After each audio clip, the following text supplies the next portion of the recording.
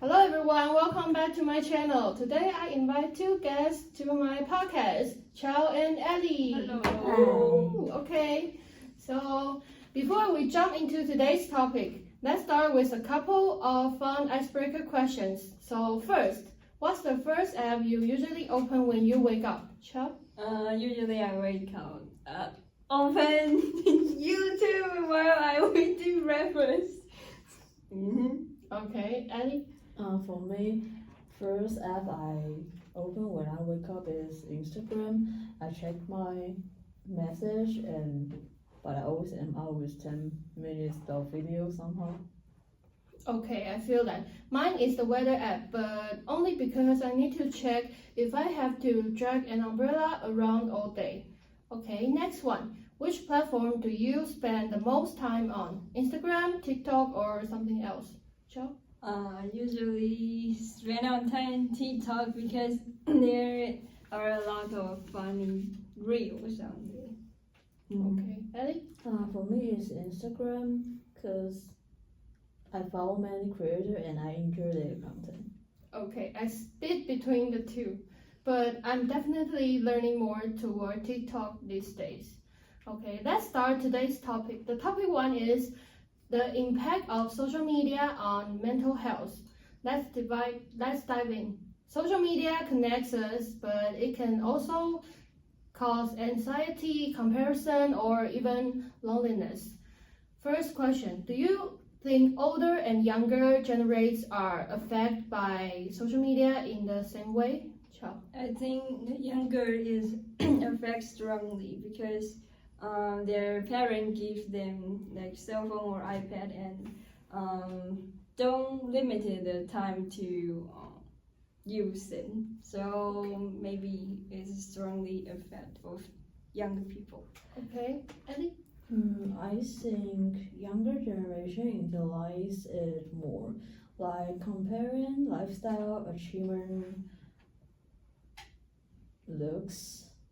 Older generation use it more functionally, so the emotional impact is different. Yeah, right. And I think younger users feel the fear of missing out way more. Next, we are some practical ways people can manage their screen time. Ellie? I love using what's that called? App timer when Instagram looks me out of the day is a healthy slap in the face. And Chop? I agree with Eddie to use the screen timer. Okay. My trick is charging my phone in another room. If I don't see, I don't touch it. And finally, for this topic, how can we keep the benefits of social media without letting it harm our mental health?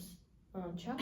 For me, those maybe there's lots of comment on your social media, but there are many negative comments, and you just try to don't look at them, and maybe your mental health maybe can get more better. Okay, Ellie? If an account on Instagram, their content or comment make me feel stressed or uncomfortable, I just unfollow them. Whether that is impolite or something else. Okay, I love that. It's about using social media, not letting it use you. Okay, let's move on topic 2. Taking a break from technology. Okay, so let's move on to digital detoxics. What signs might show that someone needs a break from technology? Ellie? I think if you grabbing your phone automatically when you're in your free time, maybe you should go outside and touch some grass. Okay, Chow. I think you should spend more time. Don't use cell phone and do whatever you want to do. Okay, for me, it's when I scroll but don't even remember what I saw. That's when I know I'm an autopilot. Next, do you think people in cities need digital detoxics more than those in rural areas? Ciao. Yeah, definitely city need this release this type 那个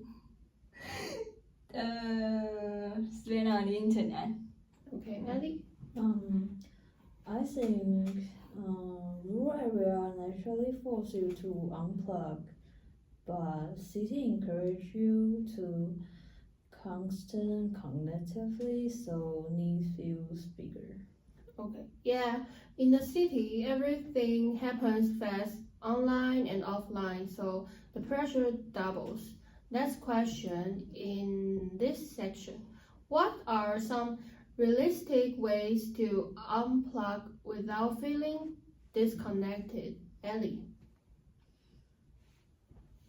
Start with short, no screen hour, like first hour waking up and last hour before bed. Okay, Chop. Just don't use your cell phone. Okay. I recommend replacing screen habits with small rituals. Reading, stretching, journaling, something physical helps break the digital loop. Okay, we're wrapping up with two final questions. First, do you think people will ever stop using social media completely? Chao. I think maybe one day. Because social media infects people a lot, and right now maybe they can live without them. So maybe one day. Okay, Ellie? I think people won't leave social media, but they maybe switch platform. Like recently, people switch from Instagram to Threads. I Or agree. They won't stop using it. Okay, I agree.